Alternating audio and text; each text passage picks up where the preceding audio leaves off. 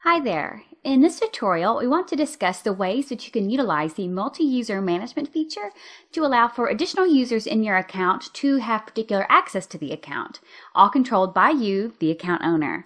And so this is really going to enhance your team's collaboration for your email marketing materials.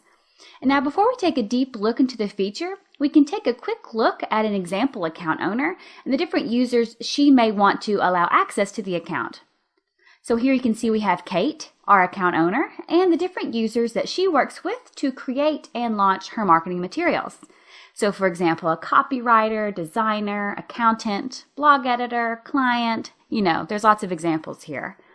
We can imagine that each of these people, as well as Kate, could benefit from having access into the GetResponse account to access and participate in particular aspects of the account itself. The copywriter could use access to the messages for the text creation, from which point we'd want the designer to create the design, allow an account manager or a marketing manager to verify the send, and then the client would want to have a look probably at the email statistics. And our accountant would need access to the billing details to be able to export invoices. Now that we kind of have a general idea of maybe a workflow that a team could go through, let's actually dive into the feature itself and have a look. And so to do this, we're going to actually want to make sure that throughout the video and after the tutorial, you really all feel comfortable accessing, of course, the multi-user feature, creating these different roles, and creating and managing users. So let's go ahead and have a look. So we're going to go to this My Account menu in the top right, drop it down, and choose Multi-User Settings. And this is where we're going to be able to create and manage our different roles and users.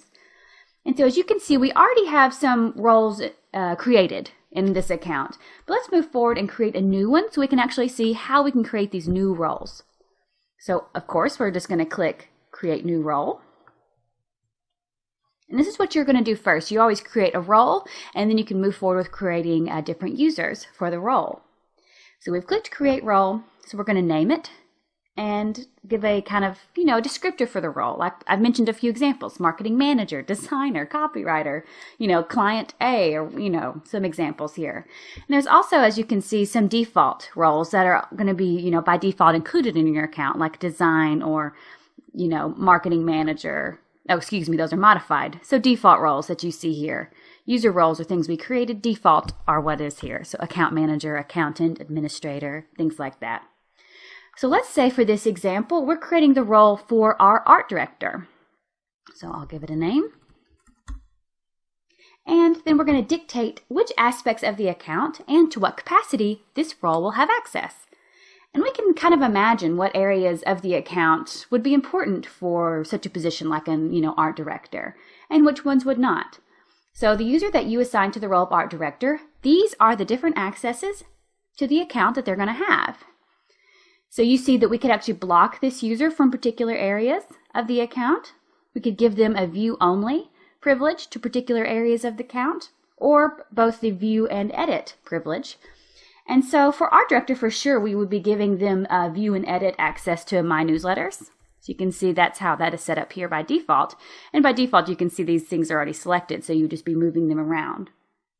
So we want them to have full access to my newsletters and autoresponders, for example. But then we actually want to block them from, some of the account level accesses. Like, let's go down a bit here. They don't actually need access to any of this. As the account manager or art director, they don't need any access to that, so we can block them for that. But maybe give them a view only option to see the different campaigns that they've got available.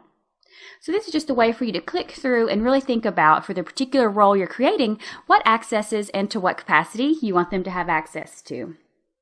And so let's have a quick real-life look in the account of what something would look like if a particular user, this account director role, what they would be seeing in the account based on some of the accesses. So for example, for messages, for the send option, I want to actually block them from being able to actually send messages. They can do all these other things, but particularly I don't want them to be able to, on their own, this art director, send a message. And so I'm going to show you what that would look like. So I've got this saved, and I'll show you a quick example. So I've logged into the account as the art director, which I'll show you how to do that in just a little bit. You can see my account. You can see Abby, that's me. So I am in that part of the account as this user.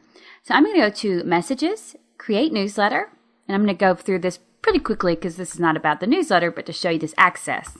New email creator.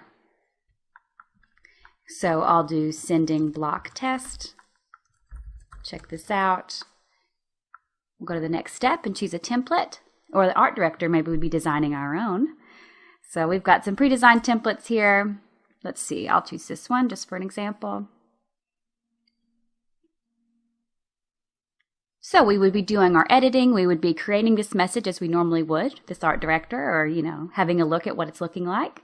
Go to next step. Choosing your subscribers. The campaign, any exclusions. Again, next step.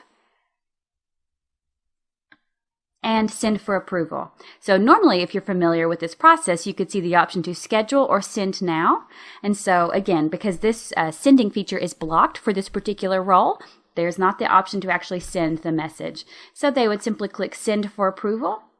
Give it to the proper email address. So whoever is your, marketing manager, whoever needs to give the proper go-ahead, and then they would receive a notification to come out and check the message and continue the sending process. This is a great way for people to be able to really, tackle their own tasks for your email marketing campaigns, but also be able to make sure that no one is sending out a message that perhaps shouldn't be. So we'll go back into the feature itself now again and keep looking around.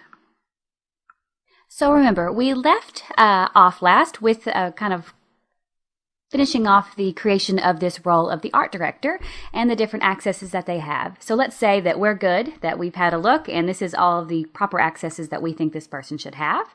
Go ahead and click Save. And you can see right here is the art director role that we have just created. So let's actually move on to actually create and assign a new user to this role. And it's easily enough. We'll, of course, go to Manage Users. And you can see, again, we already have some users that are, here in the account, but we can be able to add some more. So I'll add the email address for this user that I want to add to this role. Filling out their details, of course. And I want to scroll down, and you can also choose, assign them to more than one role. So someone can have many different roles, which would then, of course, dictate the many different, combinations of accesses they have. So you can keep it simple, just, one user, one role, or of course, a particular user could have many different roles for your account. So I'll choose the art director, and I'm going to add this account. And so you can see that they have been successfully added. But then we're going to, of course, I'm going to switch point of view for a moment and pretend to be the person, who I guess I am, going to be actually activating this account. And so here is the confirmation email that the user that you have just added will receive automatically once you finished adding them, as we just did. So they simply need to activate it. So they'll click this link to set up a password and activate. So automatically they're brought here, so they should create a new password. Let's do that really quickly.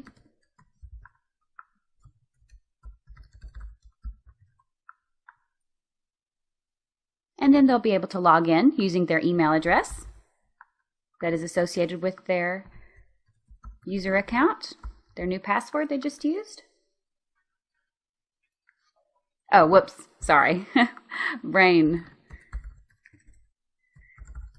habit there for an email address. There we go. There we go. And so this is quickly that way I showed you just a little bit ago about sending the message that was blocked. So this is what it looks like, just like GetResponse, but if you hover over my account, you'll see that this is Abigail, the art director role. And so it's as easy as that for them to be able to, log into the account and, complete the tasks and, access the portions of the account that they can and, manage all of that themselves. Super easy for them to be able to get it set up. And so I'll go back now again into the owner settings so we can keep looking around. So I'm back in this Manage Users page, and all of this is pretty straightforward, and you'll be able to see if you hover your mouse over different areas of this page that lots of extra information comes on, extra menus.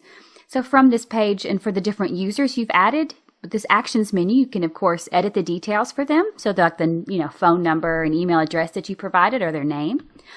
Reset a password. View their activity in the account. Log in as them so you can kind of test out and see what it would look like for this particular user. Enable some type of moderation for their activity. Simply remove this account or assign different rights to them as well. So this is just a way to really be able to fully customize each user's experience and access. Easily toggle their status on and off. So of course, if they're turned off, they will not have access into this account. You can change or add an additional role to this particular user. And custom rights. You can base custom rights based on the level of access or activities you'd like them to complete and the date that they were added. You also see that there's, a 7 out of 8 in use based on your particular plan. You may have, a particular number of sub-accounts or user accounts available. And so if you've reached your maximum, of course, you could just go ahead and, maybe upgrade to be able to have more users or simply delete one of your users and add another in its place. So it's quite straightforward to be able to really manage all of your different users via the different options that you have on this page, and additionally manage the different roles. Similar action menu to edit a role if you would like to, or be able to delete a role that you've already created. And so this is this very easy way for you to really feel comfortable, hopefully really make your team workflow and collaboration easy and effective with this multi-user management feature.